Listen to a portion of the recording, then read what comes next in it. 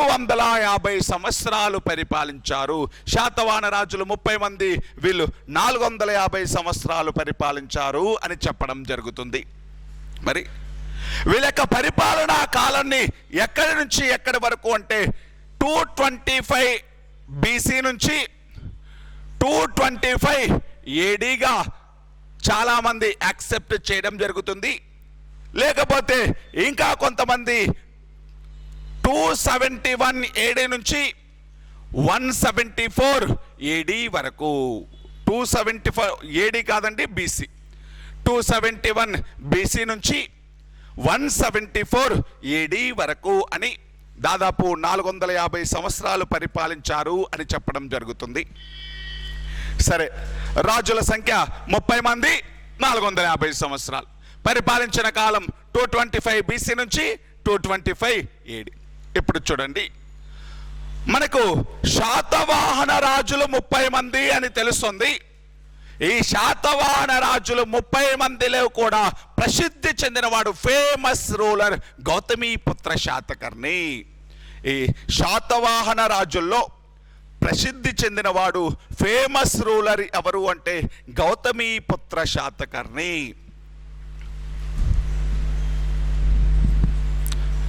Gautamiputra Satakarni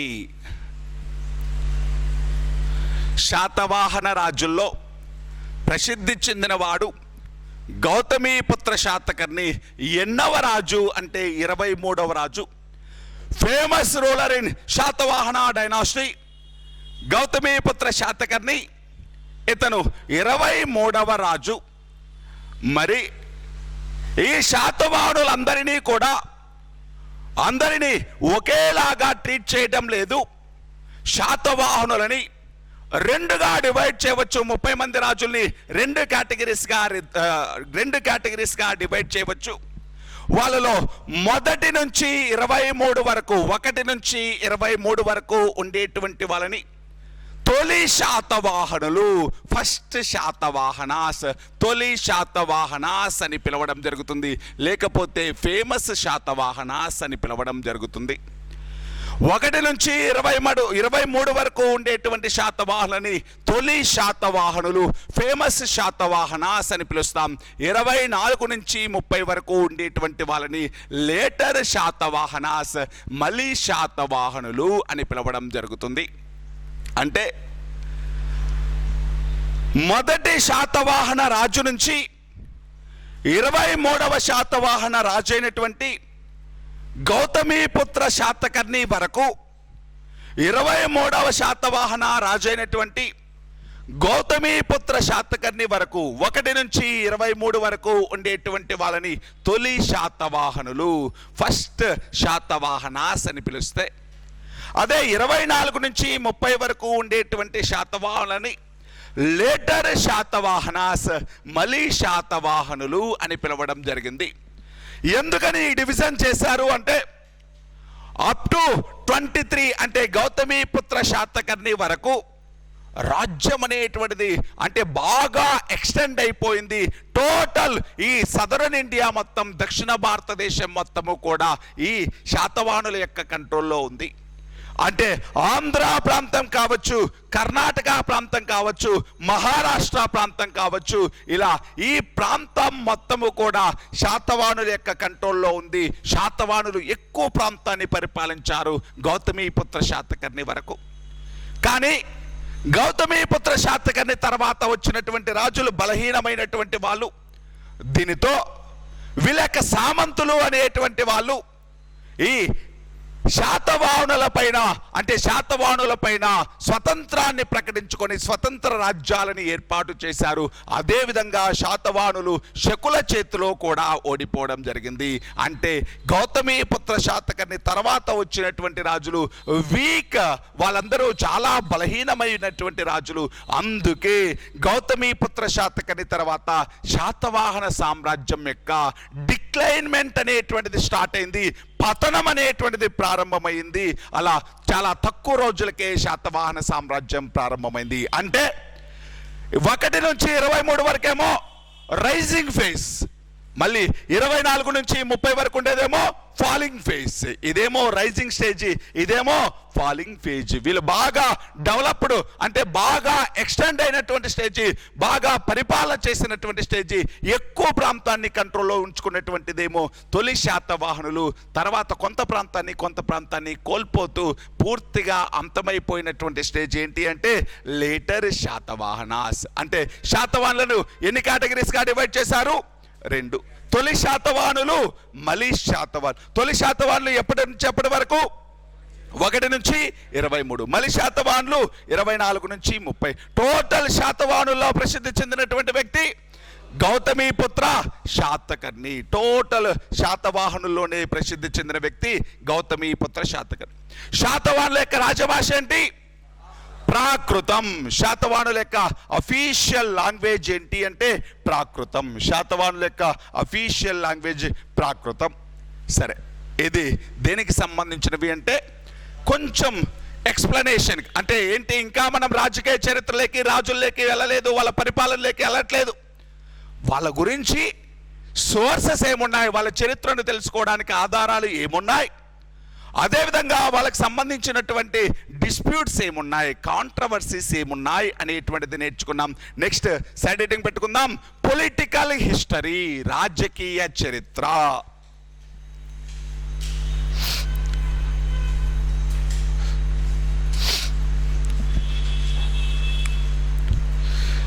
political history, రాజకీయ చరిత్ర.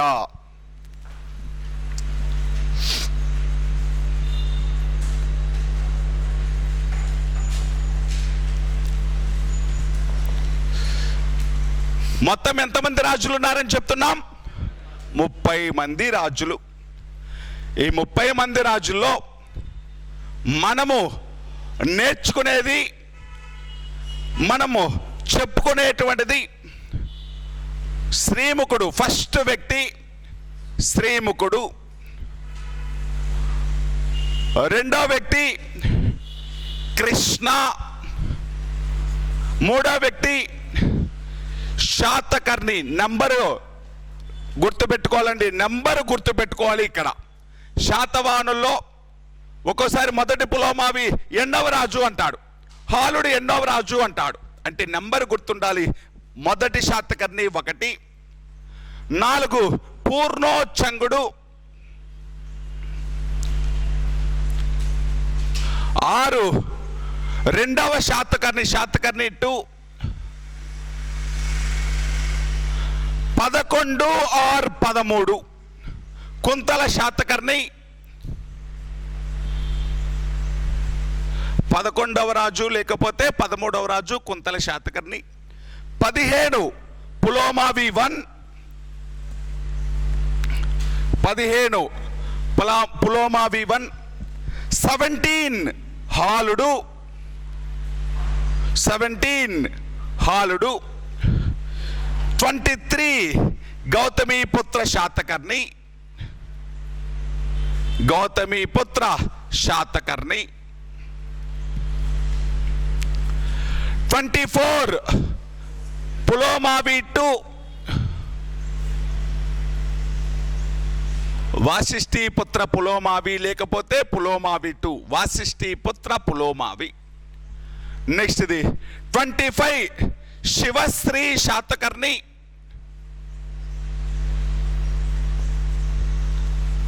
25 శివశ్రీ శాతకర్ణి. 27 యజ్ఞశ్రీ శాతకర్ణి. యజ్ఞశ్రీ శాతకర్ణి 27. 28 విజయశ్రీ శాతకర్ణి. 29 చంద్రశ్రీ శాతకర్ణి.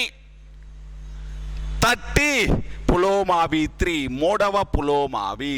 30 ఎవరు అంటే మూడవ పులోమావి. వీళ్ళ గురించి నేర్చుకోవాలి మనం, వీళ్ళ గురించే చదువుతాం, ఇంకెవ్వరి గురించి చదవం. మొదటివాడు శ్రీకృష్ణ అంటే శ్రీముఖుడు. రెండవవాడు కృష్ణ. మూడో వ్యక్తి శాతకర్ణి 1. 4వ వ్యక్తి పూర్ణోచ్చంగుడు. 6 శాతకర్ణి 2. 11 లేకపోతే 13 కుంతల శాతకర్ణి, 15 పులోమావి 1, 17 హాలుడు, 23 గౌతమీపుత్ర శాతకర్ణి, 24 వాసిష్ఠీపుత్ర పులోమావి లేకపోతే పులోమావి 2, 25 శివశ్రీ శాతకర్ణి, 27 యజ్ఞశ్రీ శాతకర్ణి, 28 విజయశ్రీ శాతకర్ణి, 29 చంద్రశ్రీ శాతకర్ణి, 30 మూడవ పులోమావి. అంటే మొదటి వాడెవరు? శ్రీముఖుడు. లాస్ట్ వాడెవరు? మూడవ పులోమావి. 23వ రాజు ఎవరు? గౌతమీపుత్ర శాతకర్ణి. 17వ రాజు ఎవరు? హాలుడు. ఇంపార్టెంట్ అండి, నెంబర్ ఆయనది ఎప్పుడు అడుగుతుంటాడు. హాలుడు. 17వ రాజు ఎవరండి? హాలుడు అనేటువంటి వ్యక్తి. 15th రూలర్ ఎవరు? Pulomavi 1. 15th ruler Pulomavi 1. 3rd ruler ఎవరు? శాతకర్ణి 1. ఆయన కూడా చాలా ఇంపార్టెంట్. మనకు 23 మంది చూసుకుంటే తొలి శాతవాహనుల్లో ప్రసిద్ధి చెందినటువంటి వ్యక్తి మొదటి శాతకర్ణి, మలి శాతవాహనుల్లో ప్రసిద్ధి చెందిన వ్యక్తి యజ్ఞశ్రీ శాతకర్ణి, టోటల్ శాతవాహనుల్లో ప్రసిద్ధి చెందిన వ్యక్తి గౌతమీపుత్ర శాతకర్ణి. తొలి శాతవాహనుల్లో ఫేమస్ రూలర్ శాతకర్ణి 1. అదే లేటర్ శాతవాహనాస్లో famous ruler Yajnashri Satakarni. Total శాతవాహనాస్లో ఫేమస్ రూలర్ ఎవరు అంటే గౌతమీపుత్ర శాతకర్ణి. నంబర్స్ అనేటువంటివి గుర్తుపెట్టుకోండి, ఓకేనా? నంబర్స్ అనేటువంటివి ఇంపార్టెంట్. సరే, ఫస్ట్ రూలర్ హెడ్డింగ్ పెట్టుకుందాం. రాజకీయ చరిత్రలో మొదటి రాజు పేరు రాసుకుందాం, శ్రీముఖుడు.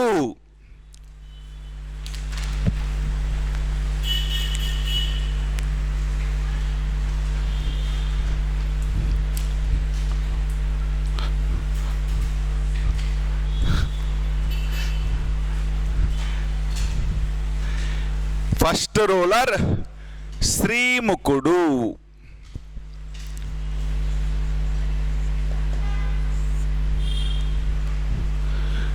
శ్రీముఖుడు ఎక్కడా కూడా ఎగ్జామ్లో వాళ్ళు పరిపాలించిన కాలం అనేటువంటిది ఇంపార్టెంట్ కాదు, గుర్తుపెట్టుకోండి.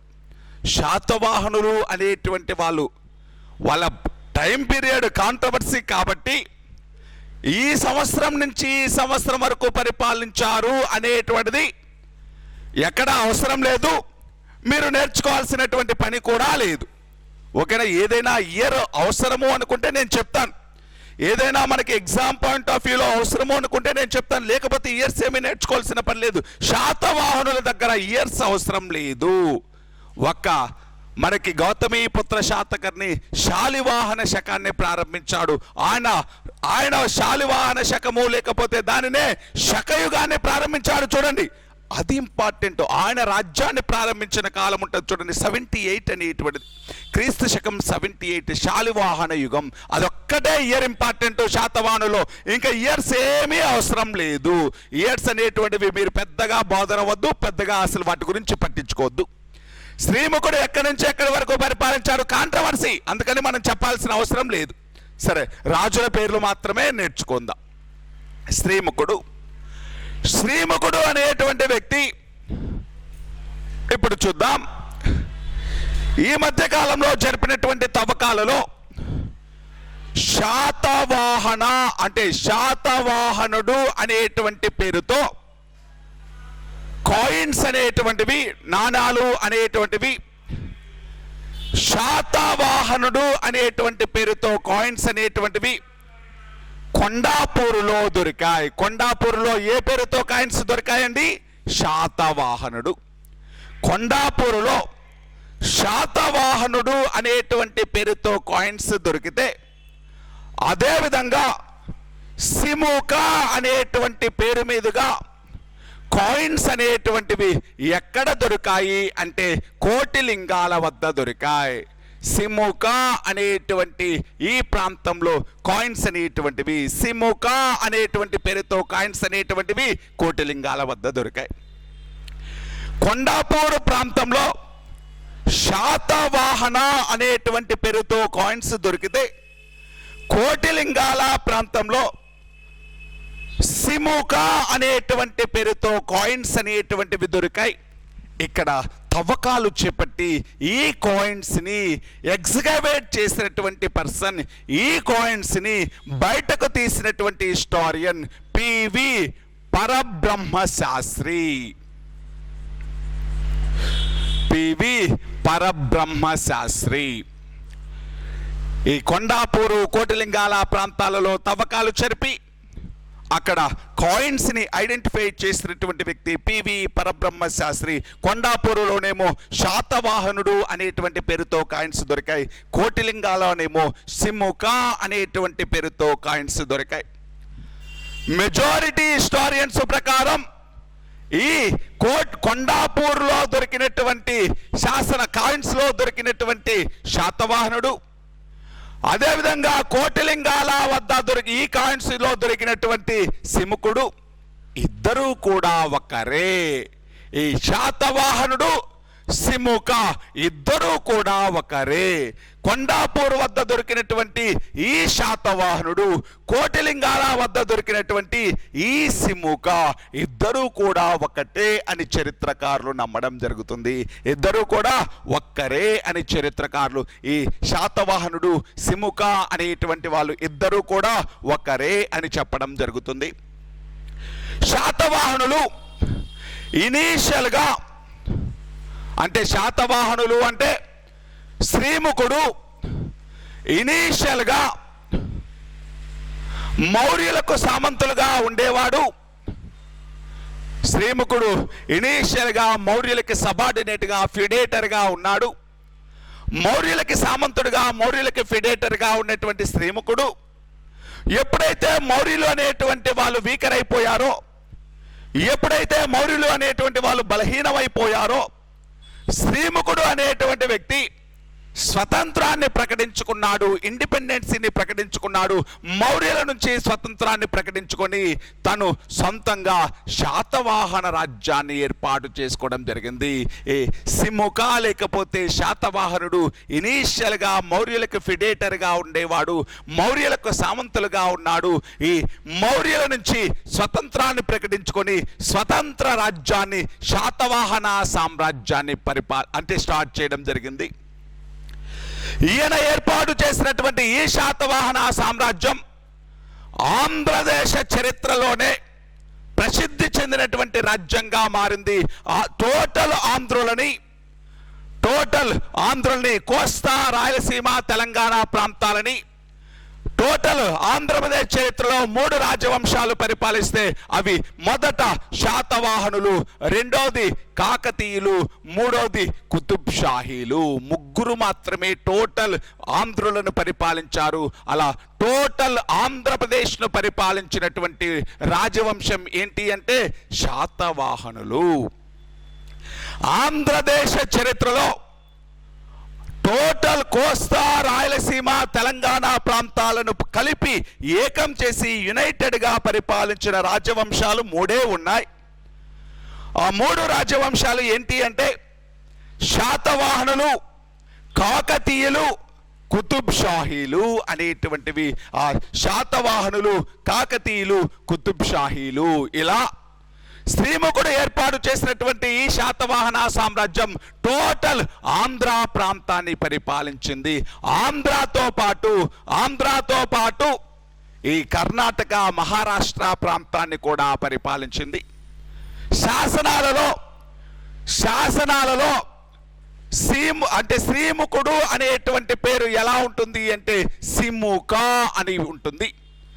శాసనాలలో శ్రీముఖుడిని ఎలా పిలిచారు అంటే సిముక అనేటువంటి పేరుతో పిలవడం జరిగింది. సిముక అని పిలవడం జరిగింది. అదేవిధంగా ఈ శ్రీముఖుడికే ఏ పేర్లు ఉంటాయి అంటే సిముక, శిశుక, సింధుక. శ్రీముఖుడికి ఉన్న పేర్లండి సిముక, శిశుక, సింధుక. బలిపుచ్చారకుడు, బలిపుచ్చారకుడు ఇతని యొక్క టైటిల్స్ అండి. అంటే ఇతనికే ఉన్న పేర్లు, టైటిల్స్ కాదు, ఇతనికి డిఫరెంట్ టైప్స్ ఆఫ్ నేమ్స్ ఉంటాయి. శ్రీముఖుడు, సిముక, శిశుక, సింధుక, బలిపుచ్చారకుడు అనేటువంటి పేరుతో పిలువబడ్డాడు శ్రీముఖుడు అనేటువంటి వ్యక్తి. మరి ఈ శ్రీముఖుడు జైనిజాన్ని ఫాలో అవ్వడం జరిగింది, జైన మతాన్ని అడాప్ట్ చేసుకోవడం జరిగింది, జైన మతాన్ని ఫాలో అవ్వడం జరిగింది శ్రీముఖుడు అనేటువంటి వ్యక్తి. శ్రీముఖుడు అనేటువంటి వ్యక్తి జైన మతాన్ని ఫాలో అవ్వడం జరిగింది. మరి ఇది ఎవరికి సంబంధించింది అంటే శ్రీముఖుడికి. మళ్ళీ చెప్తాను చూడండి. శ్రీముఖుడు అనేటువంటి వ్యక్తి ఇనీషియల్గా మౌర్యులకి ఫిడేటర్స్గా ఉండి, మౌర్యులకి సామంతుడిగా ఉండి, మౌర్యులు బలహీనమైన తరుణంలో స్వతంత్రాన్ని ప్రకటించుకున్నాడు. ఇండిపెండెన్స్ని ప్రకటించుకొని శాతవాహన సామ్రాజ్యాన్ని ఏర్పాటు చేయడం జరిగింది. పివి పరబ్రహ్మ శాస్త్రి జరిపినటువంటి త్రవ్వకాల్లో కొండాపూరు ప్రాంతంలో శాతవాహన అనేటువంటి పేరుతో కాయిన్స్ దొరికాయి. కోటిలింగాల ప్రాంతంలో సిముక అనేటువంటి పేరుతో కాయిన్స్ దొరికాయి. ఈ శ్రీముఖుడు లేకపోతే సిముక లేకపోతే శాతవాహనుడు వీళ్ళందరూ కూడా ఒకడే. కొండాపూరులో దొరికినటువంటి శాతవాహనుడు, కోటిలింగాలలో దొరికినటువంటి శ్రీముఖుడు ఇద్దరు ఒకటే అని చరిత్రకారులు నమ్మడం జరుగుతుంది. ఈ శ్రీముఖుడికే సిముక, శిశుక, సింధుక, బలిపుచ్చారకుడు అనేటువంటి పేర్లు కూడా కలవు. ఈ శ్రీముఖుడు అనేటువంటి వ్యక్తి ఇనీషియల్గా జైనిజాన్ని ఫాలో అవడం జరిగింది, జైన మతాన్ని తీసుకోవడం జరిగింది ఈ శ్రీముఖుడు అనేటువంటి వ్యక్తి. ఈ శ్రీముఖుడు అనేటువంటి వ్యక్తి చనిపోయే సమయానికి ఇతని యొక్క కొడుకు, శ్రీముఖుడు అనేటువంటి వ్యక్తి చనిపోయే సమయానికి ఇతని యొక్క కొడుకు మొదటి శాతకర్ణి మైనర్ అవ్వడంతో, శ్రీముఖుడు చనిపోయే సమయానికి ఇతని యొక్క కొడుకు శాతకర్ణి మొదటి శాతకర్ణి బలహీనమైపోవడంతో, అంటే మొదటి శాతకర్ణి మైనర్ అవ్వడంతో, మొదటి శాతకర్ణి కాకుండా ఎవరు రాజయ్యారు అంటే ఈ శ్రీముఖుడి యొక్క బ్రదర్ అయినటువంటి కృష్ణ, శ్రీముఖుడి యొక్క బ్రదర్ అయినటువంటి కృష్ణ రాజు అవ్వడం జరిగింది. అంటే కొడుకు మొదటి శాతకర్ణి కాదు, రాజు అయింది ఎవరండి? కృష్ణ. నెక్స్ట్ రాజు పేరు రాసుకుందాం, కృష్ణ.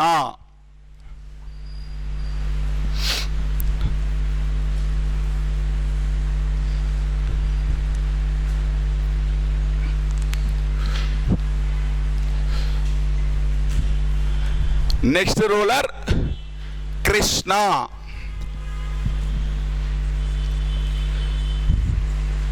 ఇతడు బ్రదర్ ఆఫ్ శ్రీముఖ, శ్రీముఖుడు యొక్క సోదరుడు. శ్రీముఖుడు చనిపోయే సమయానికి మొదటి శాతకర్ణి చిన్నపిల్లవాడు అవడంతో కృష్ణుడు రాజ్యానికి వచ్చాడు. ఈ కృష్ణుడు అనేటువంటి వ్యక్తి భాగవత మతాన్ని అడాప్ట్ చేసుకున్నాడు, భాగవత మతంను ఫాలో అయ్యాడు. ఏ మతంని ఫాలో అయ్యాడండి? భాగవత మతము. మొదటి వ్యక్తి శ్రీముఖుడు ఏ మతం? జైనిజం. అదే కృష్ణుడు ఏ మతాన్ని ఫాలో అయ్యాడు? భాగవతము. అంటే కృష్ణుడిని వర్షిప్ చేసినటువంటిది, అంతేనా? భాగవతము అంటే శ్రీకృష్ణుడు అతని యొక్క వంశం వాళ్ళని, శ్రీకృష్ణుడు అతని యొక్క వంశం వాళ్ళని. మీకు అంతకుముందు చెప్పింటాను, భాగవత మతంలో యదువంశపు వాళ్ళని అంటే యదువంశపు వ్యక్తులని పూజించినటువంటి మతం. శ్రీకృష్ణుడు కావచ్చు, బలరాముడు కావచ్చు, అనిరుద్ధుడు కావచ్చు, ప్రద్యుమ్నుడు కావచ్చు, ఇటువంటి వాళ్ళను పూజించినటువంటి, అంతేనా చెప్పానా? శ్రీకృష్ణుడు, బలరాముడు, అనిరుద్ధుడు, ప్రద్యుమ్నుడు అనేటువంటి వాళ్ళను పూజించడం జరుగుతుంది. ఏ మతంలో? భాగవత మతంలో. ఏ మతంలో అండి? భాగవత మతంలో. మరి ఈ భాగవత మతము అంటే శ్రీకృష్ణుని వర్షిప్ చేసినటువంటి మతము, శ్రీకృష్ణుని పూజించినటువంటి మతము. ఈ భాగవత మతాన్ని ఫాలో అయ్యాడు ఎవరు అంటే కృష్ణుడు. ఇతడు కూడా నాసిక్ శాసనాన్ని వేయించడం జరిగింది. ఇతను కూడా ఏ శాసనం వేయించాడు అంటే నాసిక్ శాసనం, నాసిక్ ఇన్స్క్రిప్షన్, నాసిక్ శాసనం. ఏముంది నాసిక్ శాసనంలో అంటే కృష్ణుడు అనేటువంటి వ్యక్తి నాసిక్ ప్రాంతంలో కేవ్ టెంపుల్స్, గుహాలయాలు నిర్మించాడు. కృష్ణుడు అనేటువంటి వ్యక్తి నాసిక్ ప్రాంతంలో కేవ్ టెంపుల్స్, గుహాలయాలు అనేటువంటివి నిర్మించి అవి శ్రమణుల కోసం, బౌద్ధుల కోసం దానం ఇవ్వడం జరిగింది.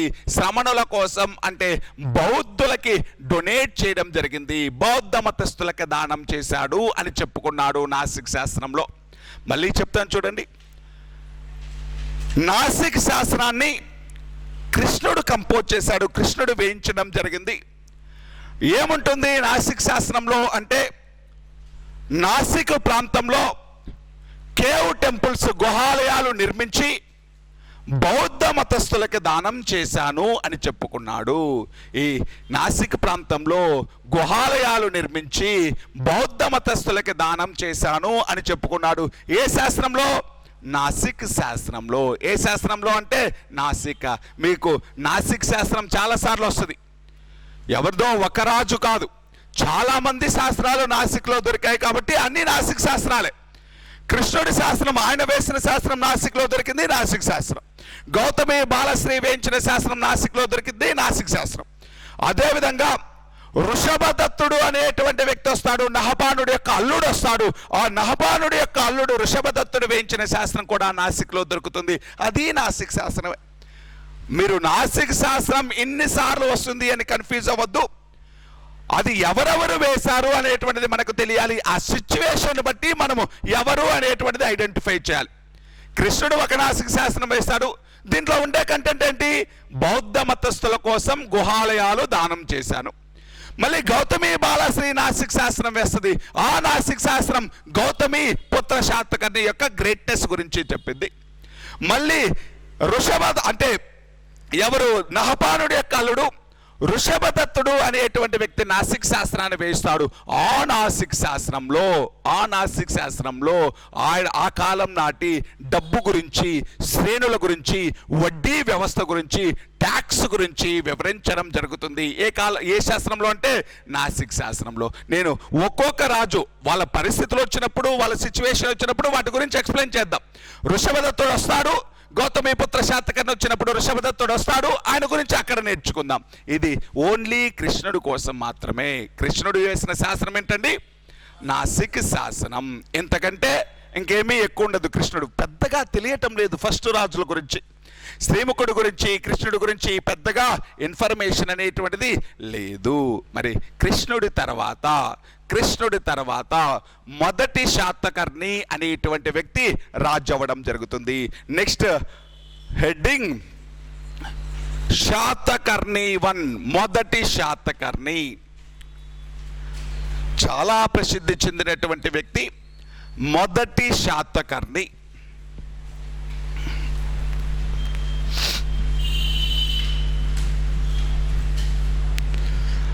మొదటి శాతకర్ణి అనేటువంటి వ్యక్తి, ఇతని యొక్క టైటిల్స్ ఫస్ట్ చూడండి. ఫస్ట్ టైటిల్స్ కాదు, ఇతని యొక్క ఫాదర్ పేరేంటి? శ్రీముఖుడు. ఇతని యొక్క ఫాదర్ ఎవరు అంటే శ్రీముఖుడు. శ్రీముఖుడి యొక్క కొడుకు, శాసనాల ప్రకారం శ్రీముఖుడి యొక్క కొడుకు, పురాణాల ప్రకారం కృష్ణుడి యొక్క కొడుకు. పురాణాలు ఏమని చెప్తున్నాయి అంటే కృష్ణుడి యొక్క కొడుకు అంటున్నాయి. శాసనాలు ఏమని చెప్తున్నాయి అంటే శ్రీముఖుడి యొక్క కొడుకు అంటుంది. ఒకసారి చూడండి, దీనికి క్లారిఫికేషన్ ఇస్తాను. మొదటి శాతకర్ణి గురించి, అతని యొక్క విజయాల గురించి నానేగాడ్ అనేటువంటి శాసనంలో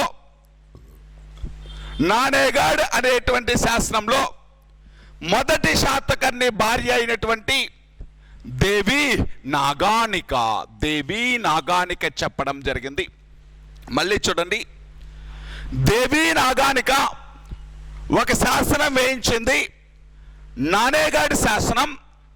ఈ శాసనంలో ఈ మొదటి శాతకర్ణి యొక్క గొప్పదనాన్ని వివరించడం జరిగింది. శాసనాలు అంటే ఈ శాతవాహనుల శాసనాలు ఏ భాషలో ఉంటాయి?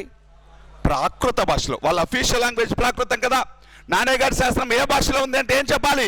ప్రాకృత భాషలో. అంటే ప్రాకృత భాషలో వేసినటువంటి శాసనాలు. నానేగాడి శాస్త్రాన్ని ఎవరు వేయించారు? దేవి నాగానిక. Repeated question. మరి ఈ దేవి నాగానిక నానేగాడి శాస్త్రంలో ఎవరి గురించి ఉంది? మొదటి శాతకర్ణి గురించి ఉంది. సరే, నానేగాడ్ అనేటువంటి ప్రాంతంలో దొరికిన శాసనం. ఈ నానేగాడ్ అనేటువంటి ప్రాంతంలో